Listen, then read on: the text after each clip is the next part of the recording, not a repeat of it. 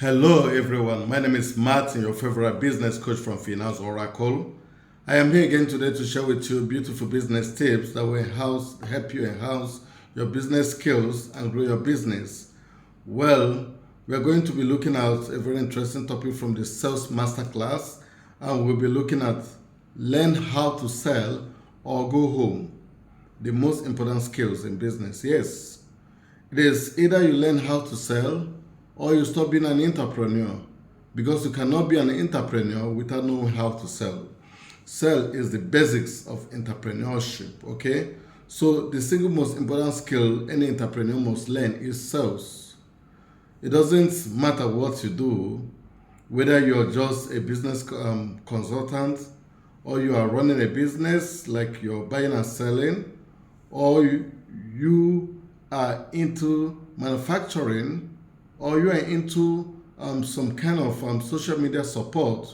Whatever kind of business you do, whether you're an engineer, a mechanic, and you're running a business, you're even a software engineer, please, it is important for you to know how to sell your services and how to sell your product. And that is what we are going to be looking at today. We are going to look at how important this is and how to achieve it seamlessly, without any stress, without hassle, and without impossibility, which people believe. Okay, so the single most important skill you must learn today is what sales, and it is 10 times more important than any other skills that come next to it.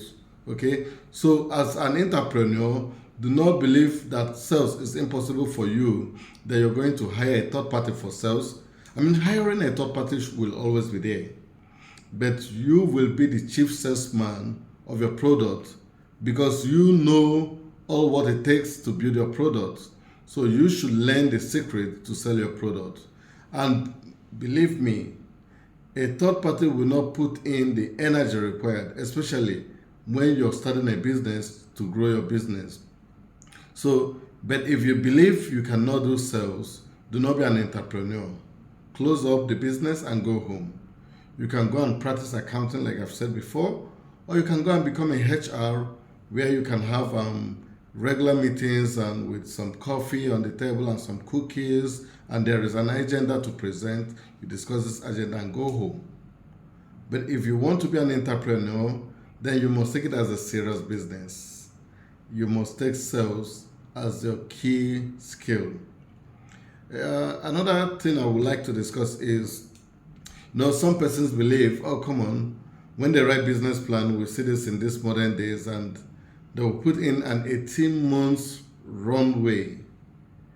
I'm going to raise some money for 18 months, and after which my business will stabilize and things will go well. Well, this is a very wrong phenomenon. You cannot keep a runway. With whose money? With your money? Well, still it doesn't make sense. With an investor money, no. There is nothing like an 18 months runway. So the most important thing to do is to learn how to sell immediately. Start selling as soon as you start your business. You don't have to keep an 18 months runway. And how can you start selling?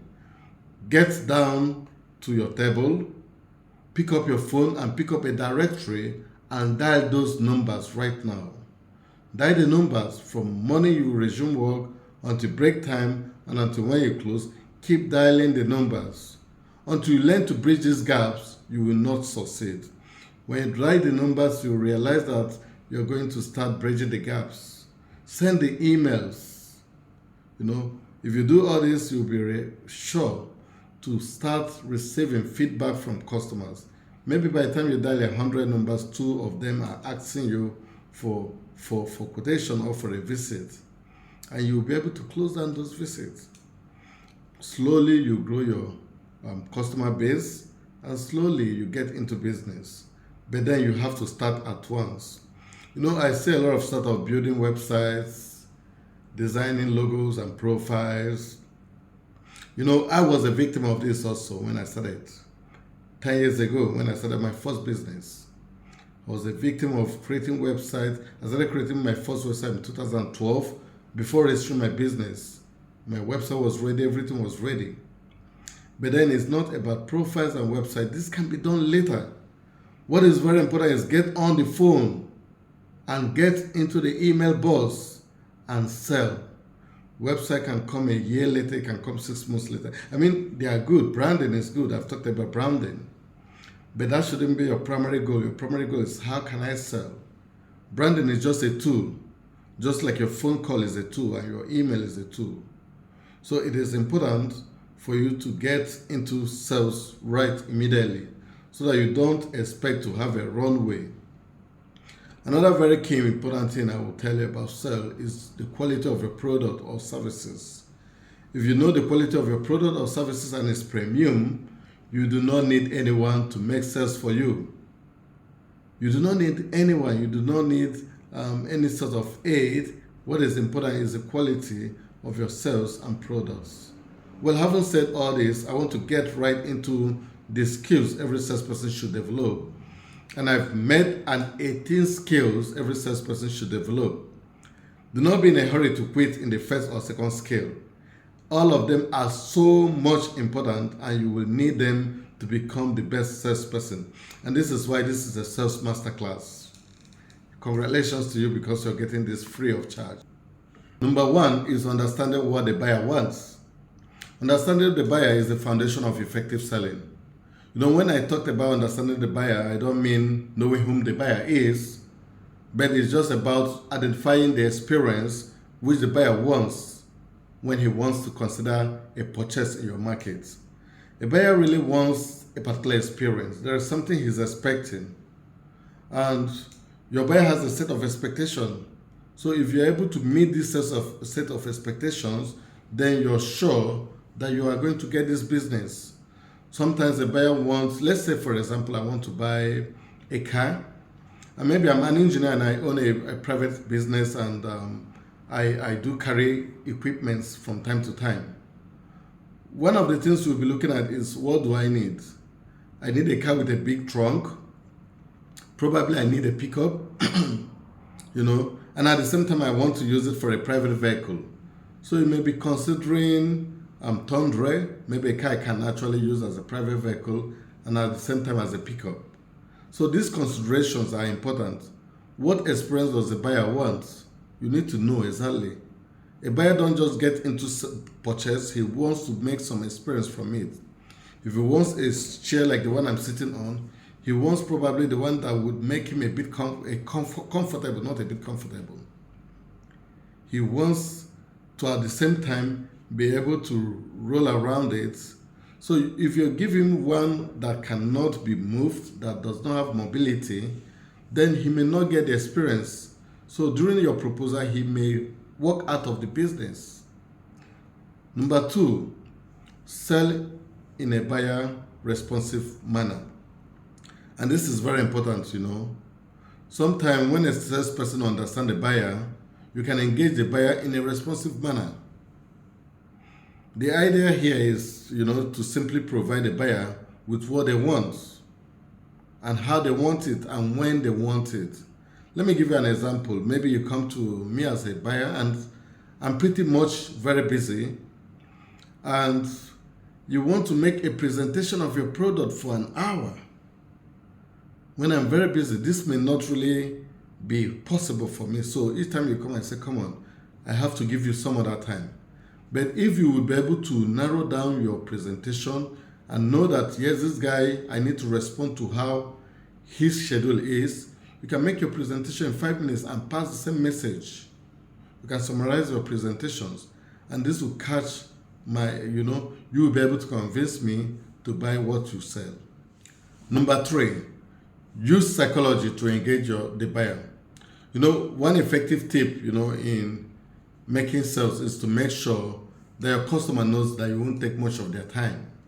People are quite busy and they don't want to spend much time on, still discussing on meetings. So if you make them realize you're going to be smart, they will give you the audience. Audience is very key.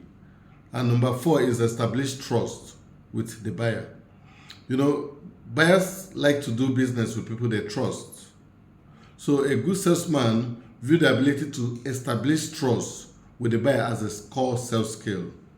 So for you to establish trust, you must ensure that your communication, what you say, is what you do. you keep all the informations which you have discussed with the buyer, and next time you should be able to reference on those information. The buyer wants to say that if you see that I'm going to send you a proposal by 10 p.m., you will send them a proposal by 10 p.m. If you keep an appointment for 8 a.m., you should make the appointment for 8 a.m. You should keep it when you have made an appointment. So all these are ways to establish trust. And number 5 is you need to communicate succinctly. Well, buyers often value how information is being presented to them, even more than the information itself. So one good thumb rule is that make sure that when you're making your presentation, you do not put in more than 3 important information in every particular presentation. Otherwise, what you end up doing, you're going to bog the buyer with so many information, so many relevant things that he will get confused. So keep it simple and make it simple. And number 6 is act on what the customer is saying. No, don't just listen. If you just listen and at the end of listening, at the end of the meeting, you do not come back with action plans, the customer will feel like this guy is not with me. Sometimes when a buyer is making presentation or making his details known to you, take a diary and jot some points. The buyer will be so glad to realize that you have jotted some points, and he will know that yes, this guy is taking the serious points down and is going to act on them. And not just that, you also need to initialize what the buyer has said, and again, do them when you have done them, initialize them. A buyer has said, I need to find out what the pressure capacity of your equipment is. So, okay, I'm going to check in the part manual for any reason you don't have it offhand. You say, yes, I'm going to check back and I'll get back to you. You should ensure you check and you get back to him. Number 7, need to demonstrate subject matter expertise. As a salesperson, you need to understand the buyer, including the pressing issue the buyer is facing and what they really want as they walk up the way to the purchase. They also need you to have expertise about their own product or service and their own industry. A buyer does not just want you to know about your equipment. He wants you to understand, okay, you're producing tissue paper. That means if you're going to buy an air compressor, you have to buy the one that will not allow moisture to get through your line. So, and we do have this kind of compressors. We have a compressor that comes with a dryer. It removes the air and it will not allow moisture to get to damage or destroy the quality of your tissue paper. So, the buyer will say, this is the guy who knows what I want. He has a lot of knowledge about my own product. That is the reason why before you go to a company, you have to make research to know what exactly he produces, what are his services. Then this will help you to know the solutions to profile to him. You also should know what problems he's facing. Ask him, what problem are you facing? So that you will be able to know the experience he wants from the purchase. Number 8 is help as opposed to close. Your prospect, just help him. Don't get close to him. Buyers don't like to be close. You be like your buyer, oh, hello sir, I hope your trip was fine. I hope you've gotten home. Buyer don't care about that. He's not your wife.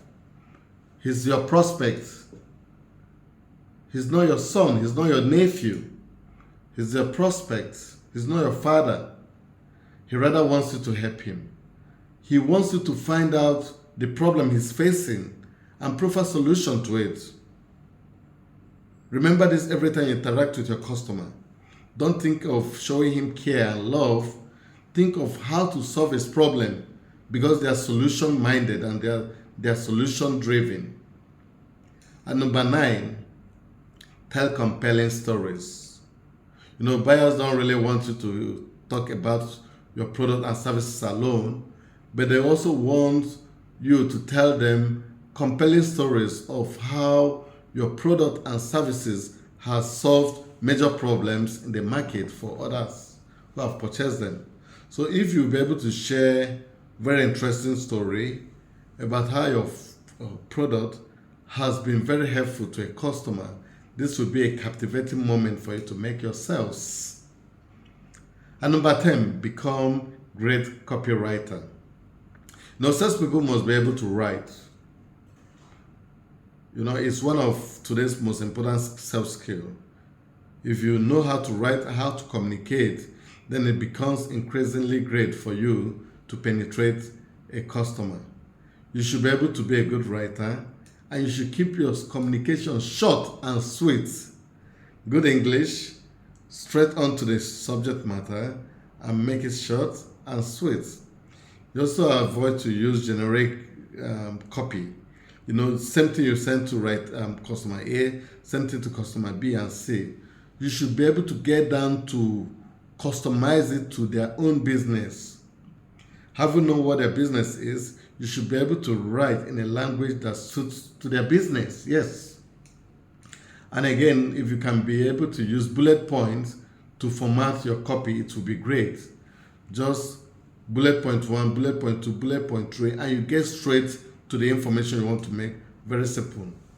And finally, you should start and conclude your written communication with a call to action, and this call to action should ask the buyer, to take a next step. Should be able to say, having said all this, I think we should be able to visit you and discuss more on this. There should be a next step. It shouldn't just be close, okay, thank you, and all that. So this next step will make the buyer say, okay, come on Tuesday, I will be in the office on Tuesday. This gives you an opportunity to meet him face on and discuss more insights. Number 11 is to sell effectively over the phone. Field sales is great, but today people are getting increasingly busy, and face-to-face meetings are no longer holding. People are rather going for teleconference, meeting with Google Meet, Microsoft Teams, LinkedIn, and what is it called? A lot of them, them. People now are meeting online. It is no longer time for you must come to the office. So you should be able to sell effectively on phone. For every opportunity you have on phone, do not forget to make first impression. If you make first impression, then you have won the heart of the buyer 50%. That sounds so good. Number 12, be socially active with target buyers. The question I have to ask you is, what do you do with your social media account? Do you just come to show fashions, make some jokes with your friends, watch comedy? Sometimes when we say these things, make this kind of video, sales masterclass, business masterclass, people don't tend to listen even to the end. But they listen comedy to the end, comedy of 1 hour. But this is what will change your life. And that is the same thing I have to ask you. What do you do with your social media account? Do you use it to look at your friends, those whom you're competing with, to see are they progressing or not? Do you use it to see fashion, or do you use it to learn what will change your life? Well, friends, your Facebook account, your LinkedIn account, your Twitter account, your whatever you call it account should be used to develop you and to bring money to your table. And that is what I want to do. And that is what I do. Wherever I do, I look for opportunities. If I see you in a gown, I'm looking for an opportunity in that gown. Can I import this gown? Can I make this gown and be selling to these people who love wearing gown? I'm thinking of how to make opportunities from it. I don't care what you call it. Some person says great. Yes, call me greedy. I want to make money. Well, that is number 12. Think about what you do with your social media account. Number 13, personalized interactions. Buyers don't like generic message or sales page, but they want something that is specific to them. So one way to accomplish this is to make sure you weave messaging and content that is specific to the buyer demographics. Even, in your sales effort, ensure that you're speaking to the buyer directly with what he wants, his specific need. And number 14 is use a variety of marketing skills. As a great salesperson, you need to use different marketing skills. in your business. For example, content selling is important. Sometimes you may go online to sell online. You may have to use short meetings, physical meetings. You may have to think about organizing an event and all those marketing skills. You should not use just one. It could be communication. It could be your social media and all that. Number 15 is you need to help your prospect achieve the next step. Sometimes it's actually quite important with the guy whom you're meeting with to get approval from the managing director. But you can help him. You can say, oh, come on. I know it's going to be difficult for you to get to convince your manager. You've convinced him. He's the end user. But it's difficult for him to convince his boss because his boss is thinking about the 000 figures he wants to attach in the one. The boss is thinking how to increase profit, and you're talking about buying an equipment. But the end user knows he needs this equipment. Say, come on, I'm going to give you a short presentation from my company. By the time you do a 5-minute presentation to the CEO, bet me he's going to accept your request.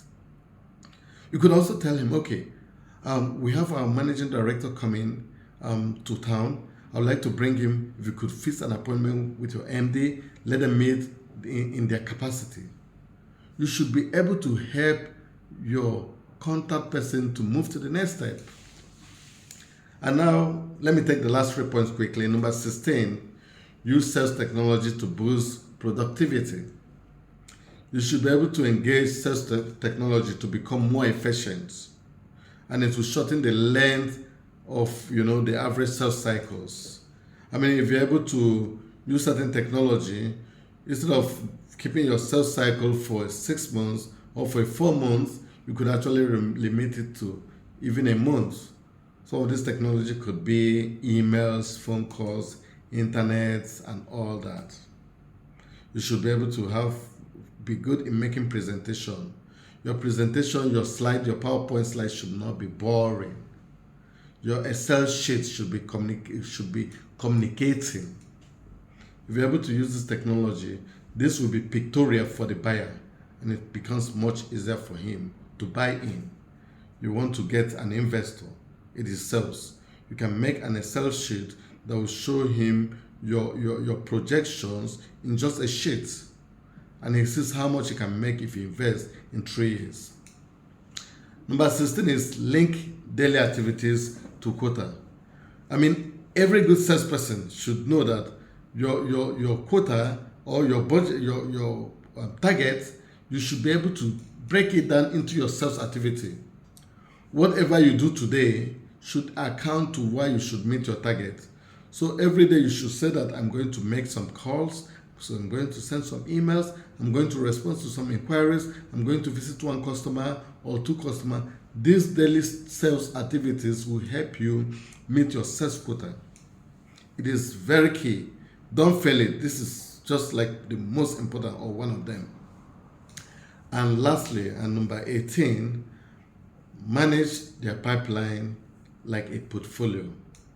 Now, a best salesperson invests time in a number of opportunities, knowing that some will close and some will not. So you must ensure that every day you manage everything like it is the most important. Those that close, congratulations. Those that did not close, congratulations. You have made an insightful impact. Make sure you do not forget this. It is very key and it is very important, and this will determine your sales. Congratulations to you for completing this Sales Masterclass. I know you have learned a lot from it, but the most important thing is start doing. Do not allow the someday syndrome to keep you down. Like I just shared in my short yesterday, someday syndrome is the reason why you say, oh, I've learned all this. It is wonderful, but someday I will apply it to my business. It now becomes as if you're going to live for eternity. Friends, you're not going to live for eternity. Do not allow the someday syndrome to stop you from applying this. If you like what you've learned, do not forget to share my video. Do not forget to subscribe. Share my video. That is the only way you will support this channel to continue to give you insightful ideas. Congratulations to you.